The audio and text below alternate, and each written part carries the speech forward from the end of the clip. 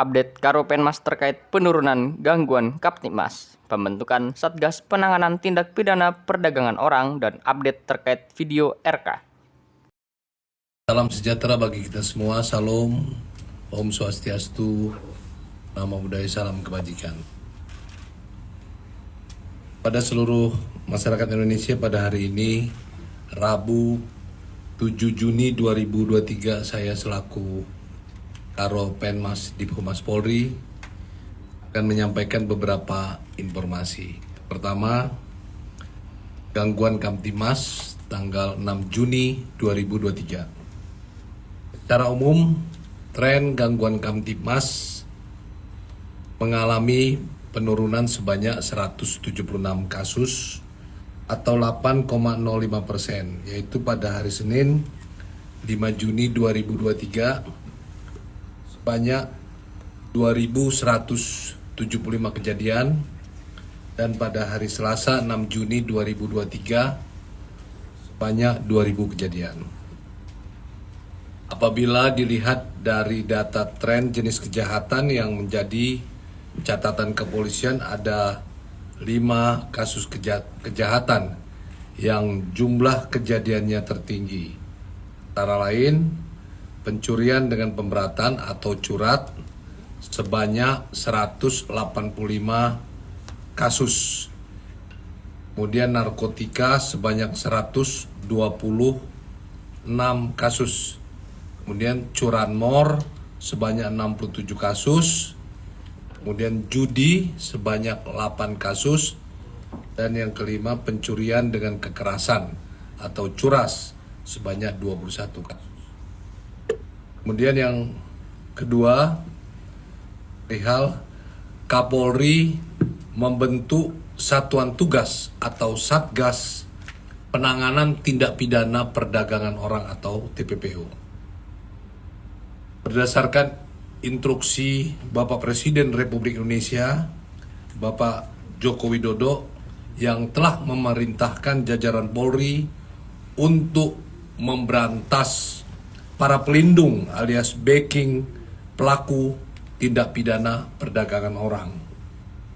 Pada hari Senin yang lalu, tanggal 5 Juni 2023, Bapak Kapolri dalam arahannya melalui video conference kepada seluruh pejabat utama Mabes Polri dan seluruh para Kapolda,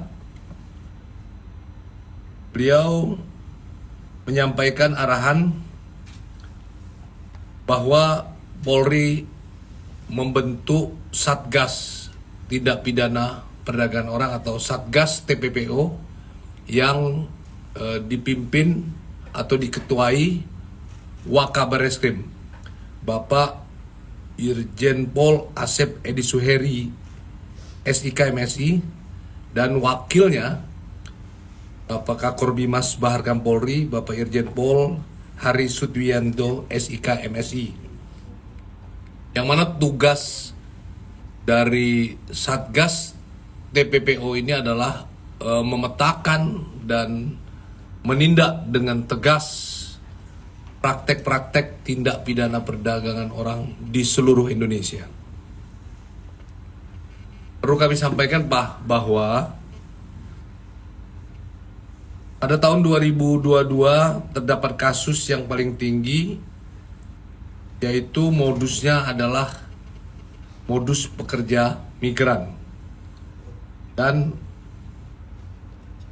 korban dalam kasus TPPO ini paling banyak adalah dengan modus pekerja migran tersebut.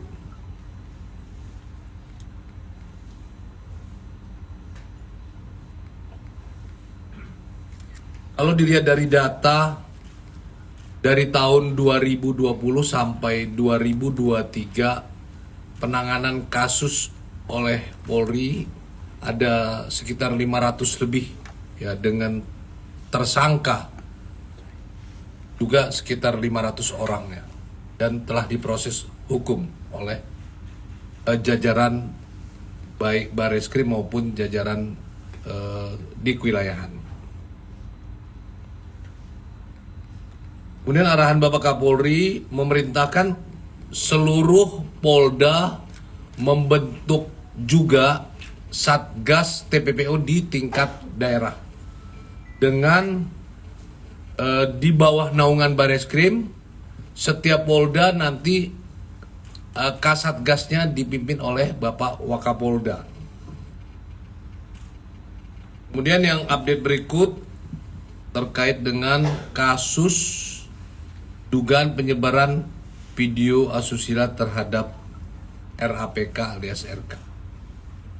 Ini berdasarkan laporan polisi nomor LP B /113 /5 Romawi 2023 SPKT Bareskrim Polri, yang mana telah kami sampaikan pada rilis sebelumnya.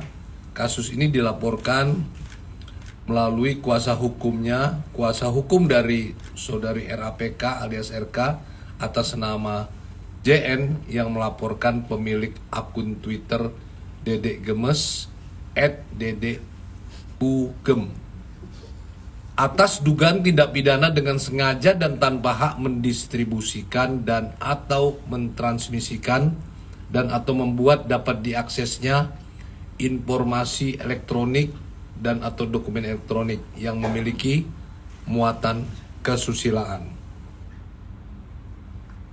Kami sampaikan bahwa laporan polisi RAPK alias RK saat ini sudah diterima dan LP tersebut sudah diterima oleh Direktorat Siber Bareskrim Polri.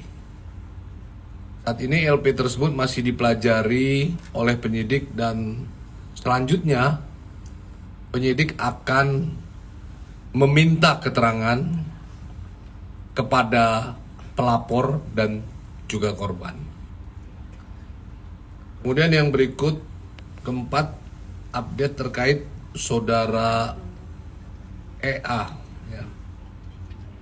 Ini berdasarkan laporan polisi nomor LP /5 Romawi 90 /2023 SPKT Bareskrim Polri terkait dugaan tindak pidana setiap orang dengan sengaja dan atau tanpa hak atau melawan hukum mendistribusikan dan mentransmisikan dan atau membuat dapat diaksesnya informasi elektronik dan atau dokumen elektronik sebagaimana dimaksud pada pasal 45 ayat 3 junto pasal 27 ayat 3 Undang-Undang nomor 19 tahun 2016 tentang perubahan atas Undang-Undang nomor 11 tahun 2008 tentang informasi dan transaksi elektronik dan atau pasal 310 KUH pidana dan atau pasal 311 KUHP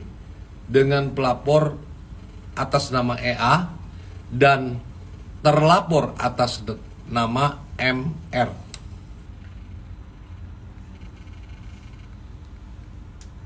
Penyidik telah membuat surat perintah lidik dengan nomor SP lidik /407 /5 Romawi res /dit tipit siber. Kemudian penyidik juga telah membuat sprint gas dan telah membuat undangan interview untuk memintai keterangan pada hari Selasa kemarin. Jadi suratnya dibuat pada tanggal 1 Juni untuk hadir di tanggal 6 Juni kemarin. Namun saudara EA kemarin belum hadir untuk memenuhi undangan interview tersebut tanpa ada keterangan dari saudara EA maupun dari kuasa hukumnya. Kemudian tentunya penyidik Direktorat Tindak Pidana Siber merencanakan kembali akan mengundang saudara EA minggu depan. Kemudian yang kelima, update MDS alias DM atas dugaan kepemilikan senjata api. yang juga ada kaitannya dengan saudara NA. Barreskrim Polri telah melakukan pemeriksaan terhadap saudari NA sebanyak 2 kali. Jadi pemeriksaan 2 kali ini dengan laporan yang berbeda. Yang pertama adalah laporan di mana saudara DM sebagai tersangka kepemilikan senjata, sedangkan yang kedua terkait dengan dugaan tindak pidana bagi pelaku yang berupaya untuk menghalang-halangi suatu proses hukum atau obstruction of justice (OOJ), yaitu dengan status sebagai saksi. Saya ulangi bahwa saudari NA ini telah dimintai keterangan atau diperiksa 2 kali. Yang pertama itu datang sebagai saksi di mana kasus kepemilikan senjata DM sebagai tersangka. Yang kedua dimintai keterangan terkait dengan kasus menghalang-halangi suatu proses hukum atau obstruction of justice atau OOJ, diperiksa juga sebagai saksi. Hingga saat ini masih dilakukan pemanggilan terhadap saksi-saksi lainnya, yaitu WS, Ketua RT, kemudian S dan A, itu babysitter, serta saksi-saksi yang telah dipanggil akan dilakukan pemanggilan kembali. Kemudian untuk update penanganan perkara TPPO korban eksploitasi di Filipina, saat ini masih dilakukan penyelidikan dan dalam proses pengumpulan alat bukti dan dibuatkan laporan polisi model A. Kemudian yang ketujuh, penanganan perkara TPPO korban eksploitasi di Myanmar. Saat ini ada 2 tersangka yang dilakukan proses penahanan dan menunggu hasil LHA PPATK untuk pengembangan jaringan melalui transaksi keuangan yang dilakukan oleh tersangka. Demikian ada 7 update yang kami sampaikan. Terima kasih. Wassalamualaikum warahmatullahi wabarakatuh.